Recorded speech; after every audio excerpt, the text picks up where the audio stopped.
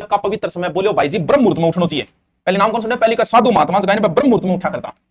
ब्रह्म मुहूर्त, ब्रह्म का मतलब क्या होता है, भगवान, यानी ये भगवान का समय माना जाता है। ब्रह्म की ब्रह्म भगवान है, और सच में ही इस समय भगवान का समय माना जाता है। कितना समय, सुबह 4 से 6 बजे का समय होता है।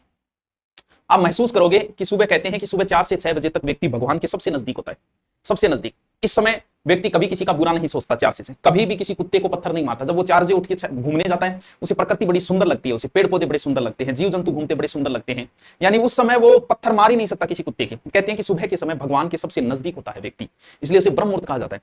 और इसके अपोजिट शाम का 4 से 6 का समय सबसे खतरनाक समय माना जाता है, व्यक्ति भगवान से सबसे दूर इसी समय होता है। जितनी भी हत्याएं होती है वो 4 से 6 के बीच, गाड़ी गलौज लड़ाई सब 4 से 6 के बीच में ही होता है।